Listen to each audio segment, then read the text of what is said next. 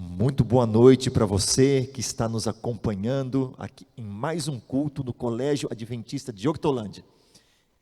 Olha, lá na Bíblia, em Isaías 55, diz assim: todos vós que tendes sede, vinde às águas, buscai ao Senhor, enquanto se pode achar.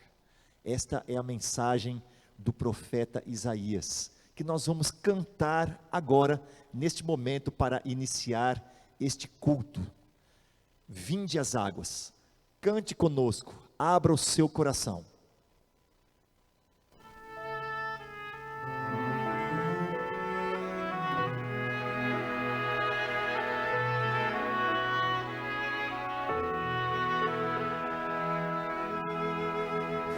Todos vós que tendes sede, vinde às águas, e quem já se sente perdido, vinde tomar e beber, e inclinem seus ouvidos, e vossa alma viverá. Quem estiver com sede, vinde às águas. Buscai ao Senhor, enquanto se pode achar. Invocai o seu nome, enquanto perto ele está. Deixe o ímpio seu caminho, deixe o homem seus pensamentos maus, e volte pro Senhor.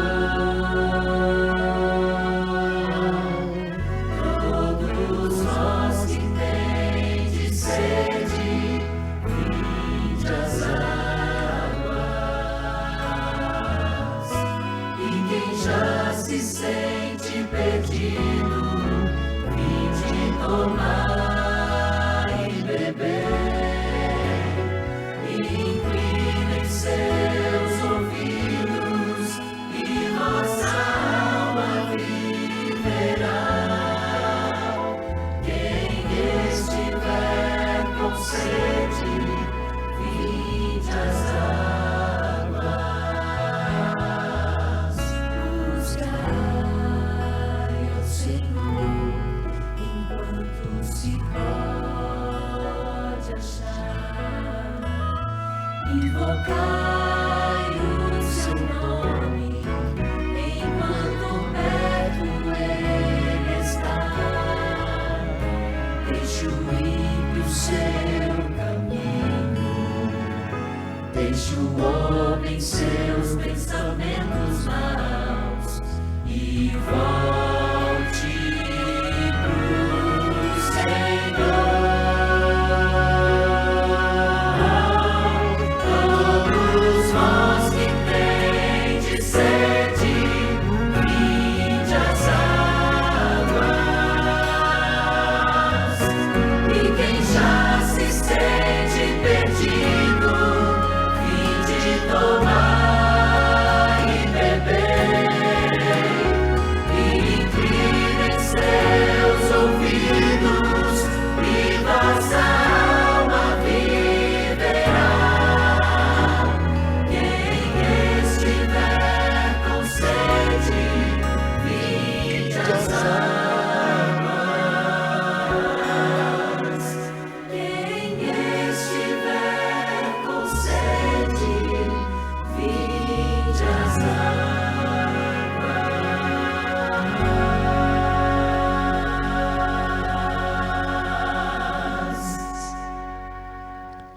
Amém?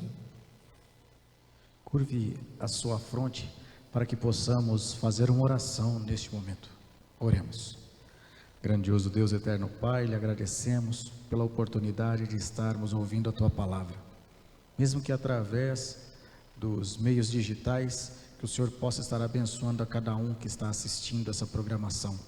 Seja agora neste momento, seja numa outra oportunidade, todos aqueles que assistirem, que o Senhor possa estar com eles. Esteja conosco, que Teu Santo Espírito possa estar abrindo a nossa mente para o entendimento da Tua palavra. Tudo isso lhe pedimos e lhe agradecemos. Em nome de Jesus. Amém. Amém.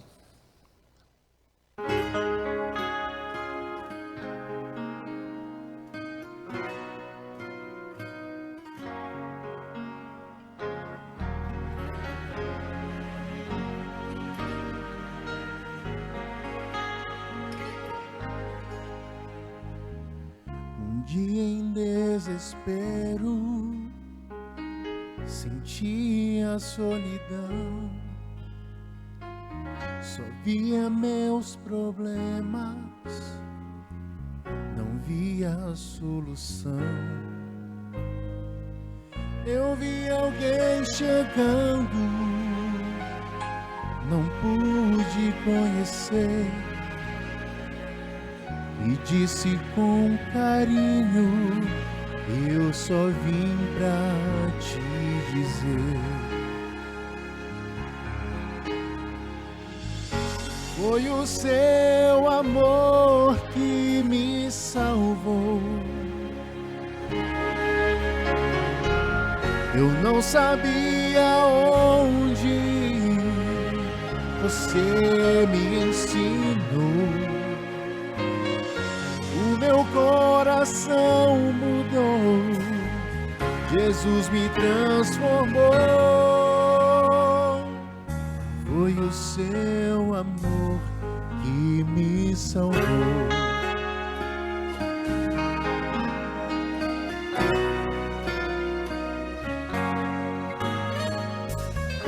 Olhei para aquele homem, então eu me lembrei daquele rosto triste que um dia eu ajudei. Fiquei emocionado, com vontade de chorar, ao ver o homem que eu salvei. Deus mandou pra me salvar. Foi o seu amor que me salvou.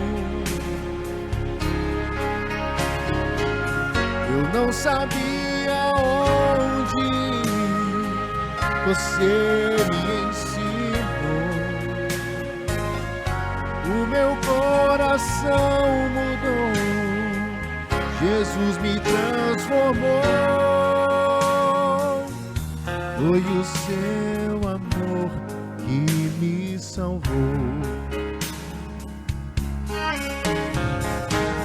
Um dia o homem veio aqui, morreu pra nos salvar.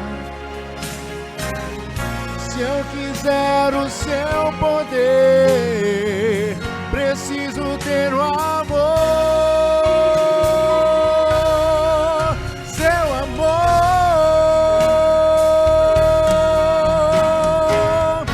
foi o seu amor que me salvou. Eu não sabia onde, você me ensinou. O meu coração mudou, Jesus me transformou. Foi o seu amor, foi o seu amor,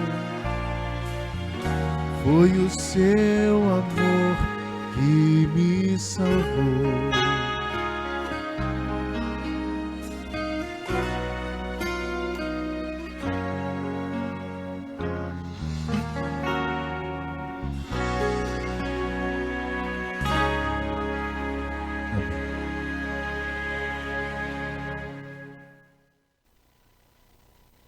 Boa noite a todos. É um prazer poder estar falando aqui para vocês. Você que está nos assistindo aí pelo Facebook ou pelo YouTube, é um prazer.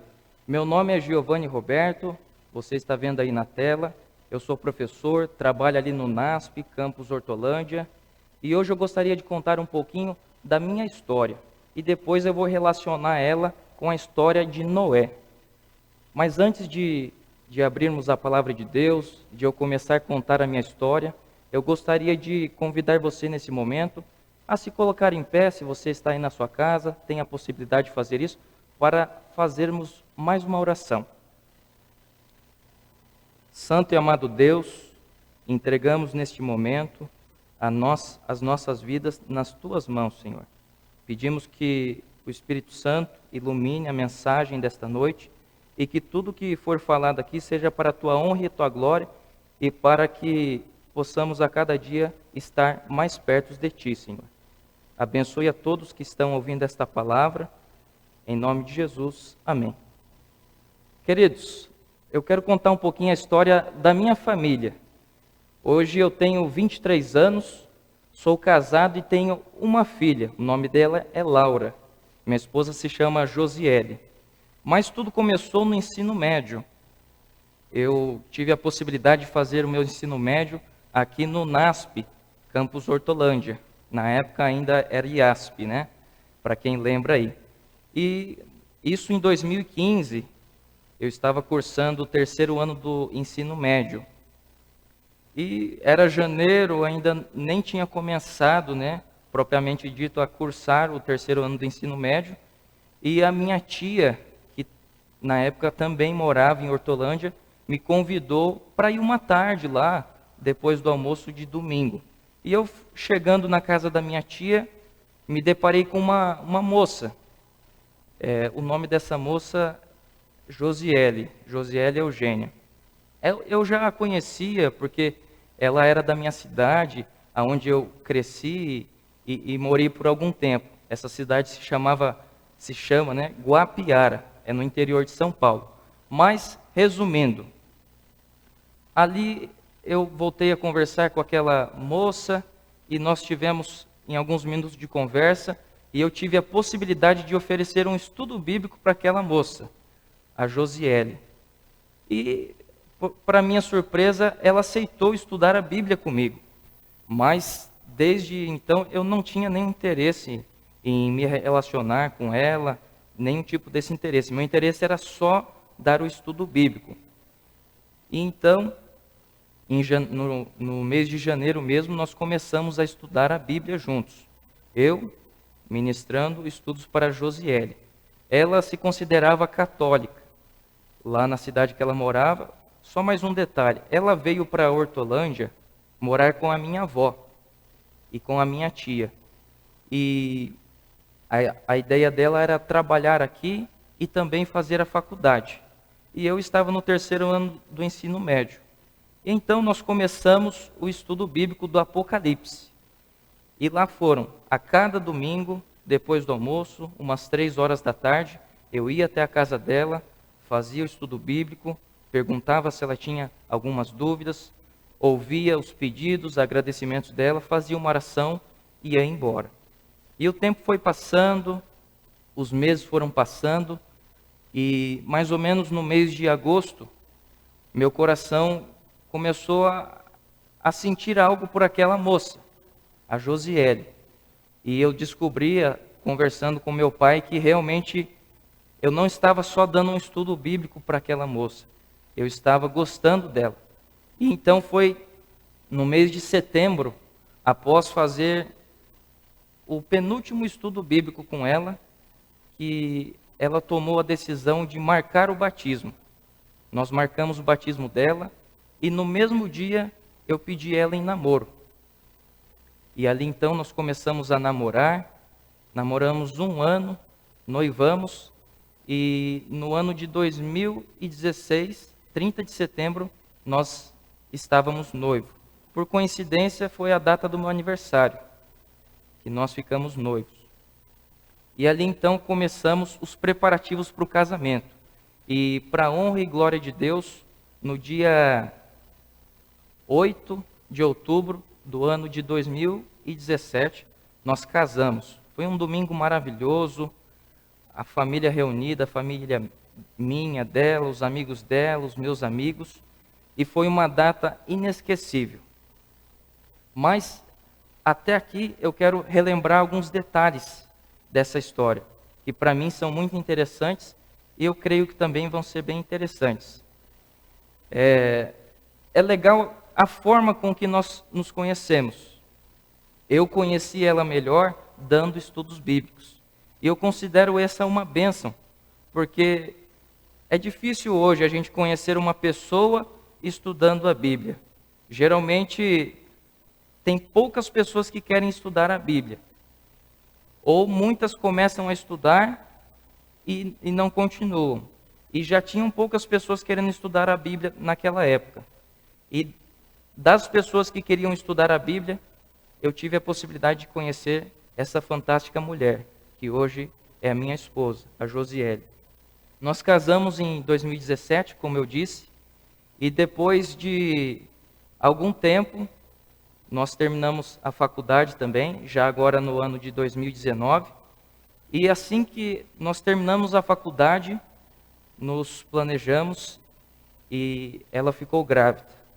E no ano de 2020, agora já bem recente, nasceu a minha filha, a Laura. E a nossa vida tem sido uma bênção. A nossa família que nós constituímos está sendo uma bênção. E eu sou muito grato a Deus por ter criado a família. E hoje nós podemos desfrutar desse privilégio aqui na Terra. Muitos me perguntam se eu me arrependo de ter casado novo, se eu me arrependo de ter constituído uma família assim tão novo, e como foi a minha adolescência, essas coisas. E eu sempre respondo, eu não me arrependo. Eu tenho satisfação de Deus ter me dado tantas responsabilidades e tantos presentes com tão pouca idade. Novamente eu repito, eu tenho 23 anos, vou fazer 24 anos esse ano, mas Deus já me deu um presente que é ter uma família, constituir uma família. Eu sou muito grato a Deus por isso. Queridos, eu contei um pouquinho da minha história para a gente introduzir um tema bíblico que eu acho fantástico, que são as famílias. Dentre as várias famílias presentes aqui na Bíblia, eu escolhi hoje à noite para a gente conversar um pouquinho sobre a família de Noé. Por que Noé? Porque a família de Noé, ela foi um divisor de águas. A família de Noé fez um recomeço aqui nesta terra. Mas para a gente entender a história do dilúvio e a história de Noé ali dentro da arca e depois ele saindo e começando uma nova geração, a gente precisa entender por que é que Deus precisou destruir esse planeta Terra recém-feito com água em tão pouco tempo.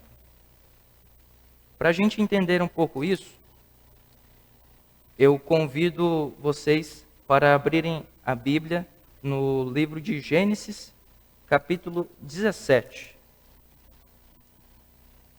Abra sua Bíblia aí, pode ser no smartphone, se você tiver ela de maneira física, melhor ainda. E também está aí na tela que está sendo gravada, o texto bíblico para você acompanhar a passagem.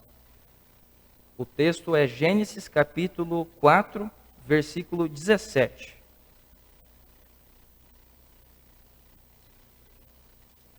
Relembrando um pouco o contexto aqui com os irmãos. No capítulo 1 de Gênesis, começa contando sobre a criação do mundo. Depois, no capítulo 2 também. Mas já aqui no capítulo 3, fala sobre a queda do homem, a serpente. E logo depois fala que Adão e Eva saíram do jardim por causa das escolhas que eles fizeram. E no capítulo 4, começa falando sobre Abel e Caim. Abel e Caim foram os dois primeiros filhos de Adão. Creio que você conheça a história, mas eu vou relembrar. Caim, ele matou Abel. Ele foi o primeiro homicida aqui desta terra. ele matou Abel e Deus perguntou para Caim sobre o seu irmão. E ele disse que, depois de conversarem um pouco, assumiu que havia matado seu irmão. E então Deus derrama uma maldição sobre a vida de Caim. Aqui no verso 11 do capítulo 4, se você voltar um pouco aí, os versos, diz assim: És agora, pois, maldito sobre toda a terra, cuja boca se abriu, para receber de tuas mãos o sangue de teu irmão. Verso 12: Quando lavrares o solo, não te dará ele a sua força, serás fugitivo e errante pela terra. Queridos, Caim, depois desta maldição por ter matado o seu irmão, ele passa a ser um fugitivo nesta terra. A Bíblia relata no verso 16 que ele habitou na terra de Nod, que fica ao oriente da terra do Jardim do Éden. E então chegamos ao verso que eu gostaria de continuar lendo com vocês, que é o 17, que fala sobre os descendentes de Caim. Olha que interessante. Verso 17. E coabitou Caim com sua mulher. Ela concebeu e deu à luz a Enoque. Caim edificou uma cidade e lhe chamou Enoque, o nome de seu filho. Depois que eu leio esse texto, geralmente surgem algumas dúvidas, alguns questionamentos. O primeiro, comum.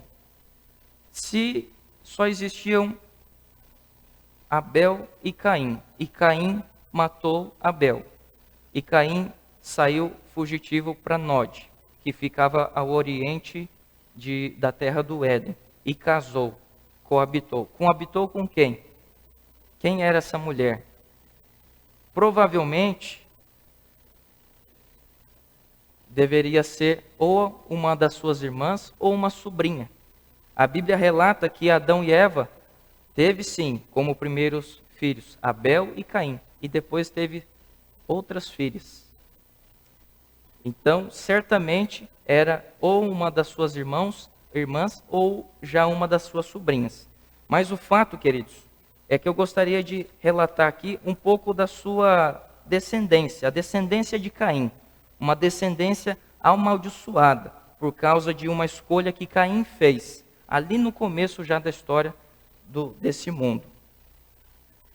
A descendência de Caim é assim: Caim gerou a Enoque, Enoque gerou a Irade, Irade gerou a Meujael, Meujael gerou a Metusael, e Metusael gerou a Lameque. Isso tudo está descrito aqui a partir do verso 17 do capítulo 4 de Gênesis. Se você quiser, depois pode ler com mais detalhes. Mas eu quero dar uma pausinha aqui em Lameque.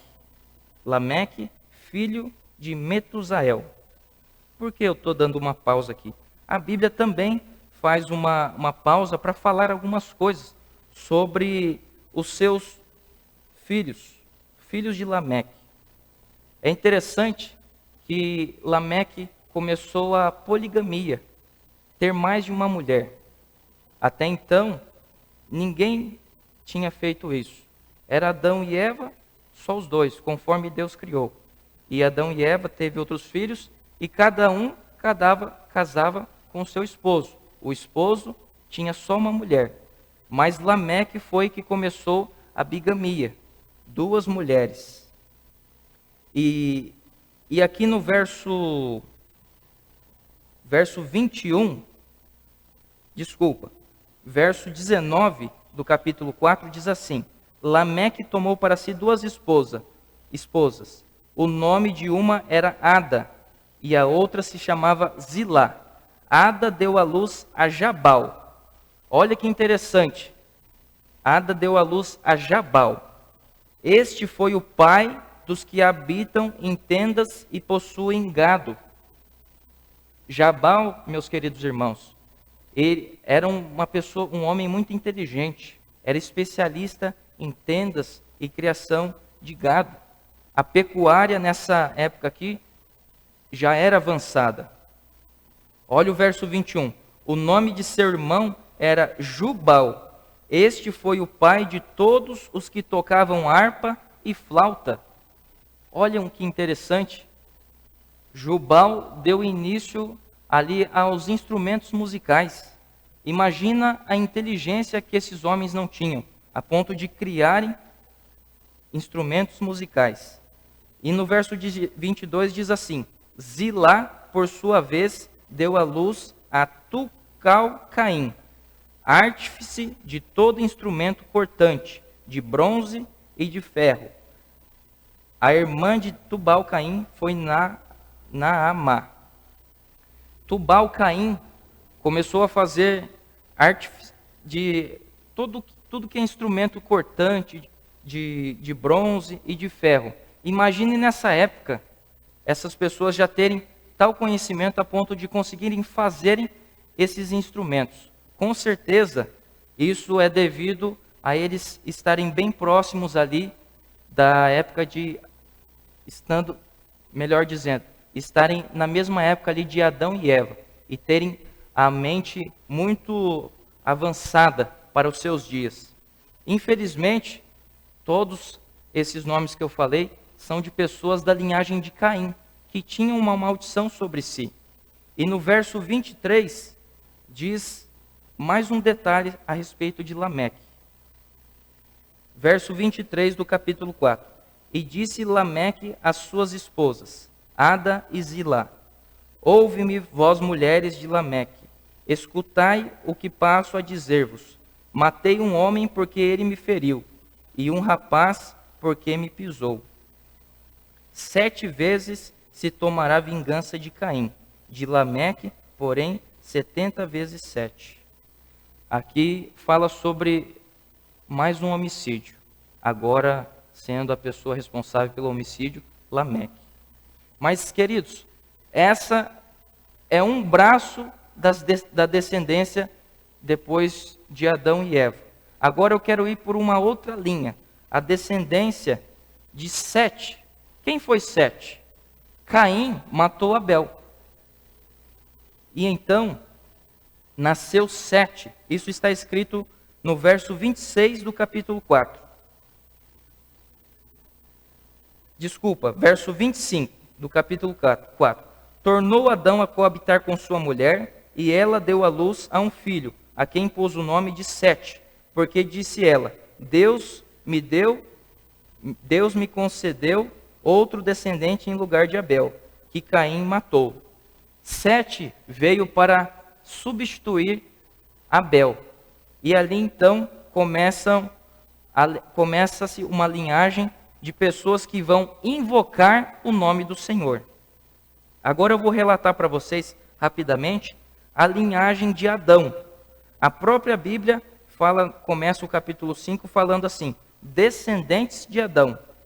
E seus descendentes então são: Adão gerou Sete, Sete gerou Enos, Enos gerou a Cainã, Cainã gerou a Maalalel, Maalalel gerou a Jared, Jared gerou a Enoque, Enoque gerou a Metusalém, Metusalém gerou a Lameque.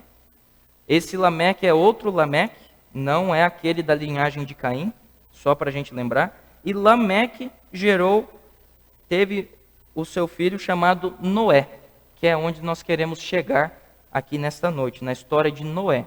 Mas vejam que interessante, Noé veio da linhagem de Adão, da linhagem de Sete. Pessoas que começaram a invocar o nome de Deus. Aqui então, queridos, nós vemos lá no começo Adão e Eva, e desse casal saem 2 linhas. Uma linha que foi amaldiçoada porque Caim matou o seu irmão. E uma linha de pessoas que estavam invocando o nome de Deus, que iriam fazer a vontade de Deus. Até que, queridos, nós chegamos na história de Noé. A Bíblia começa a relatar no capítulo 6 sobre o que estava acontecendo ali nessa época, neste planeta Terra. Lembrando que desde Adão e Eva tinham se passado poucas gerações, cerca de 10 gerações apenas. Então faziam pouquíssimo tempo que Adão e Eva tinham sido criados. O planeta Terra estava recente, era um planeta novo, mas a corrupção do gênero humano já era imensa. E eu vou mostrar isso para vocês agora. Acompanhem comigo a leitura a partir aqui do capítulo 6, verso 1. Como se foram multiplicando os homens na terra, e lhes nasceram filhas. Vendo os filhos de Deus que as filhas dos homens eram formosas, tomaram para si mulheres, as que entre todas mais lhes agradaram. Um detalhe aqui. Repare bem como a Bíblia diz. Vendo os filhos de Deus. Os filhos de Deus aqui faz alusão aos descendentes de Sete. Vendo os filhos de Deus que as filhas dos homens faz alusão aqui aos descendentes de Caim. Então, olha o que aconteceu. Tomaram para si, quem tomou para si? Os filhos de Deus, mulheres, as que entre todas mais lhe agradaram. Então disse o Senhor: o meu espírito não agirá para sempre no homem, pois este é carnal. Por que é carnal? Porque os filhos dos homens foram se relacionar, os filhos de Deus foram se relacionar com as filhas dos homens, os descendentes de Caim, uma nação que tinha ali uma maldição, não eram para se misturarem.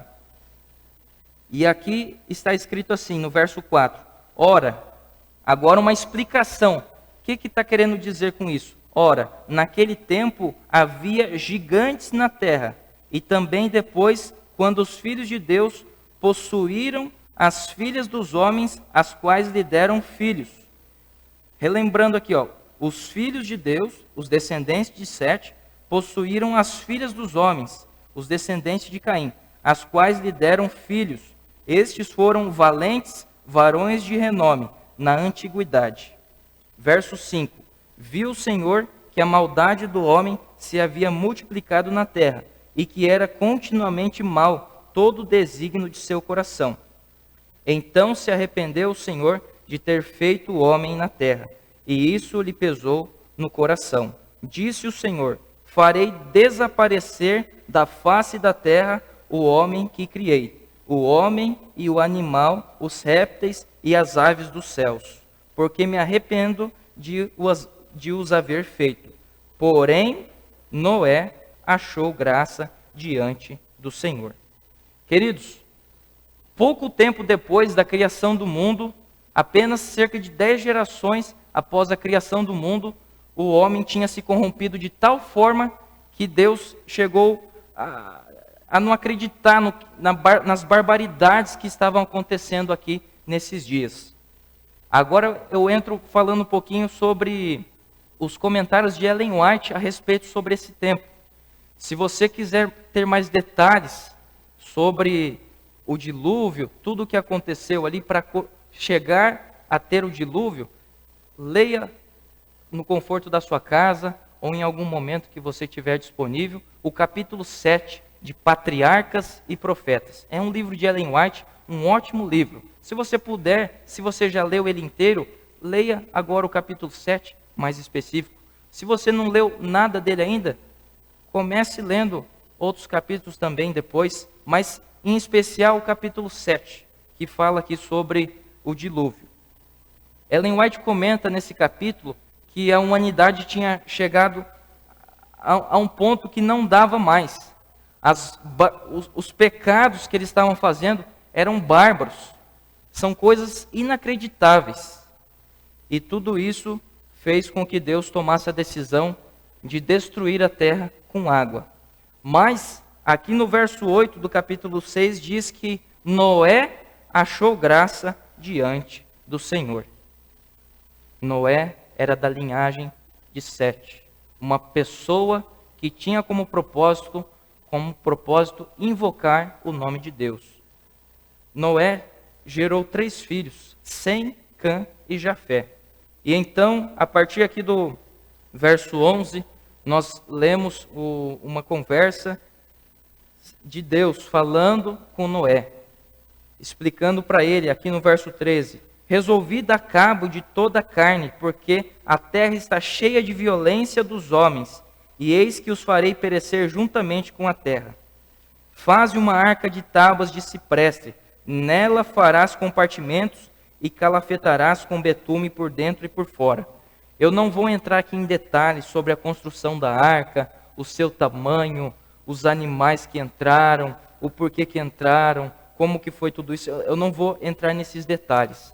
Eu só quero relembrar com vocês esse milagre divino de Deus pedir para Noé fazer uma arca, e ali Noé e a sua família iriam se salvar daquele dilúvio.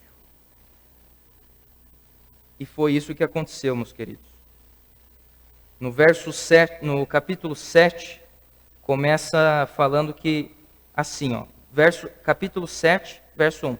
Disse o Senhor a Noé, entra na arca tu e toda a tua família, porque reconheço que tens sido justo diante de mim no meio desta geração. Aqui Deus pedindo para Noé entrar na arca, e daí passa a lista de animais puros e impuros que deveriam entrar. Tem tudo detalhado aqui, você pode ler em algum outro momento os detalhes aqui dessa narrativa. Mas eu quero chamar a sua atenção aqui para o verso 11 do capítulo 7. No ano 600 da vida de Noé, aos 17 dias do segundo mês, nesse dia romperam-se todas as fontes do grande abismo, e as comportas dos céus se abriram. Aqui então começa o dilúvio. Noé já estava na arca há 7 dias, aguardando ali começar a chover. Imagine Noé e sua família ali dentro da arca e as pessoas lá fora, porque Noé pregou para as pessoas 120 anos, que foi também o tempo que ele passou construindo aquela arca, para as pessoas se arrependerem, para elas entrarem na arca, porque iria vir um dilúvio e iria destruir a terra. Mas ninguém dava bola para isso, meus queridos. E no final, quem quis entrar na arca foram Noé, seus filhos, sua esposa e as esposas de seus filhos. Queridos, isso começou no ano 600 da vida de Noé, aos 17 dias do segundo mês. Agora, olhe que interessante, lá no capítulo 8, verso 14. O subtítulo aqui, mais para cima, antes do verso 13, é Noé e sua família saem da arca. Mas olha o que diz no verso 14. E aos 27 dias do segundo mês, a terra estava seca. Aqui, meus queridos, já tinha se passado mais de um ano. Ou seja, Noé ficou mais de um ano ali na arca. É muito tempo. É muito tempo ele dentro de uma arca. Mas então Noé sai e ali começa-se uma nova geração. Uma geração de pessoas que escolheram invocar o nome de Deus. Queridos, eu encerro um pouco da parte histórica aqui de Noé por aqui. Mas eu ainda quero comentar alguns detalhes que estão agora além da história. É interessante, e nesse momento que eu convido você a abrir a sua Bíblia, lá no Evangelho de Mateus, no capítulo 24. Abra sua Bíblia, lá em Mateus, capítulo 24, que lá faz referência a essa época aqui, ao período do dilúvio, à história de Noé. Vejam que interessante. Mateus, capítulo 24, nós vamos ler aqui a partir do verso 37 até o 39. Pois assim como foi nos dias de Noé, também será a vinda do Filho do Homem. Assim como foi nos dias de Noé, será a vinda de Jesus, a segunda vinda de Jesus. Porquanto, assim como nos dias anteriores ao dilúvio, os homens comiam e bebiam, casavam e davam-se em casamento, até o dia em que Noé entrou na arca. E não o perceberam, senão quando veio o dilúvio, e os levou a todos. Assim será também a vinda do Filho do Homem. Queridos, o Evangelho de Mateus relata que, assim como eram nos dias de Noé, será também os nossos dias, antecedendo um pouco a segunda vinda de Jesus. Os homens naquela época estavam corrompidos, fizeram o que não deveriam fazer, adoraram quem não deveriam adorar.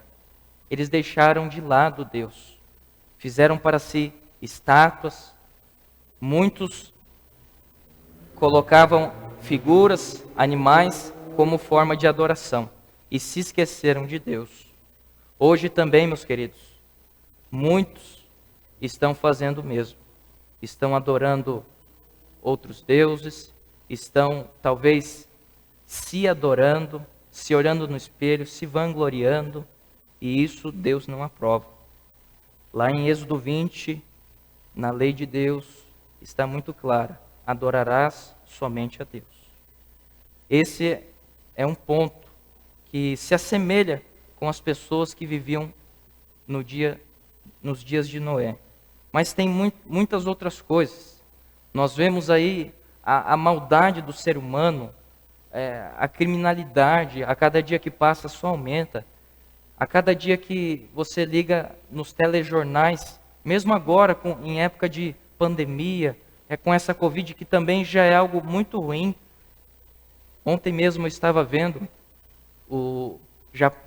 já morreram mais de 3 milhões de pessoas desde que a pandemia começou aqui nesse mundo. São muitas pessoas, muita gente sofrendo. Mas mesmo em meio a essa pandemia, os crimes ainda estão acontecendo. Sequestros, estupros, assassinos, roubos, enfim, a maldade cada vez está se aumentando. Queridos, o meu apelo nesta noite para os irmãos é que reflitamos um pouquinho ali na família de Noé, nas decisões que Noé tomou que fizeram com que ele e a sua família entrassem na arca. Eu quero eleger aqui 3 rápidas lições da vida de Noé para a gente aplicar hoje na nossa vida. A primeira é que nós precisamos estar dentro do barco, nós precisamos estar dentro da arca, nós precisamos estar dentro da igreja, nós precisamos estar em comunhão com Deus, precisamos entender que aos pés do Salvador é o melhor lugar do mundo. Essa é a primeira grande lição. A segunda é que nós precisamos convidar as pessoas que estão ao nosso redor para entrarem também nessa arca, para fazerem parte dos salvos. A salvação é uma escolha. Nós não precisamos fazer nada. A salvação não é por obras, por aquilo que a gente faz. É pela graça. E a graça vem de nosso querido Deus, nosso querido Cristo Jesus. E nós só temos que aceitar isso. E precisamos convidar outras pessoas também para entrar nessa salvação. E a terceira e última grande lição dessa história é que estar com Cristo em meio às grandes tempestades é a melhor escolha. Queridos, Noé, eu imagino que quando Noé e sua família estavam lá na arca, e lá da arca ouviam a destruição global que estava acontecendo ao seu redor, eles ficaram tranquilos, porque estavam confiando em Deus. Hoje também, meus irmãos, diante de tudo que está acontecendo aí fora, que eu considero as tempestades dessa vida, nós estamos com Deus. Queridos, não sejamos covardes. Vamos convidar outras pessoas para fazerem parte desse grupo dos salvos. A salvação é uma escolha, meus irmãos. Não deixe para depois o que você pode fazer agora. Essa é uma frase comum de se ouvir. Sempre ouvimos coisas boas e essa é uma das frases que eu mais gosto. Não deixe para fazer depois o que você pode fazer agora. E agora, onde você está, Se você está na sua casa, na casa de um amigo, ou está no seu trabalho ainda, está acompanhando o nosso culto, tome uma decisão hoje. A decisão de, primeiramente, entregar a sua vida a Cristo e aceitar a salvação gratuita que Ele nos deu.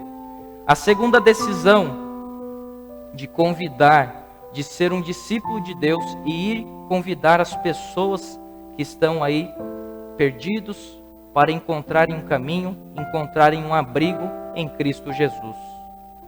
E tomarem a terceira grande decisão essa noite, de permanecer com Cristo. Noé e sua família ficaram na arca mais de um ano, e nós também precisamos ficar sempre que necessário, sempre com o nosso Jesus. Noé ficou na arca até quando foi seguro ele sair, porque a terra já estava seca. E nós vamos ficar com Cristo Jesus para sempre, porque só com Ele é seguro viver nesse mundo, queridos. Neste momento agora, eu gostaria de convidar vocês para cantar um hino que fala sobre um lugar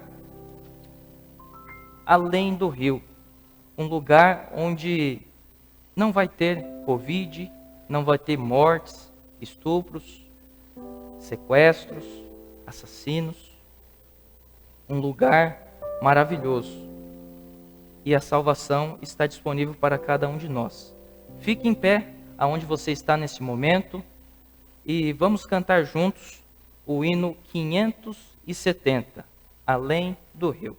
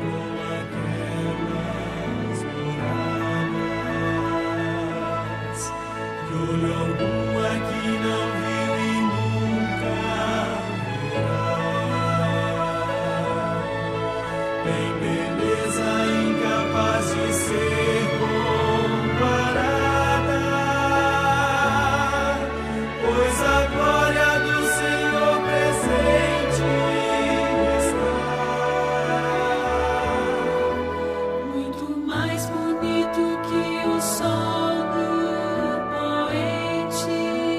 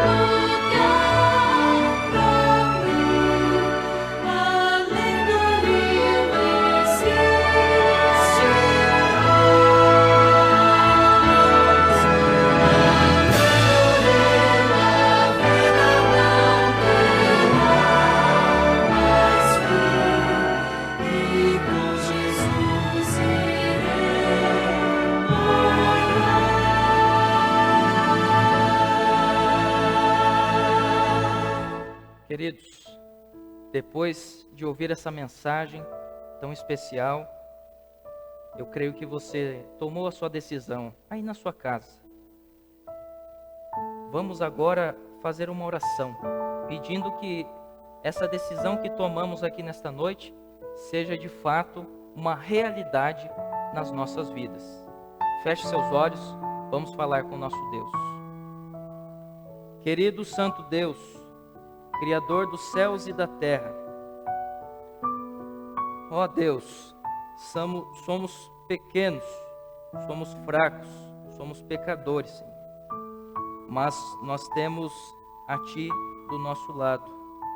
Tu nos fortalece, Tu nos dá esperança e prometeu nos tirar deste mundo terrível e nos levar para um lugar especial, preparado por Ti, Senhor.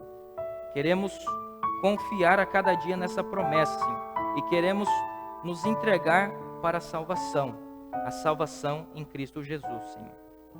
Ó Deus, tomamos hoje 3 decisões e queremos que essas decisões sejam uma realidade nas nossas vidas, Senhor. Entrego neste momento a cada irmão, a cada irmã que está nos assistindo pelo YouTube, pelo Facebook, Senhor. Que aonde eles estiverem, eles possam sentir a Tua presença e receber a bênção especial que está sendo dada aqui esta noite, Senhor. Cuide da minha família também e que, assim como no começo, ao estabelecer a minha família, eu tomei a decisão de ser uma família que vai invocar o nome de Deus, que cada família aqui também que está participando desse culto possa tomar a mesma decisão de ser uma família que invoque o nome de Deus, Senhor.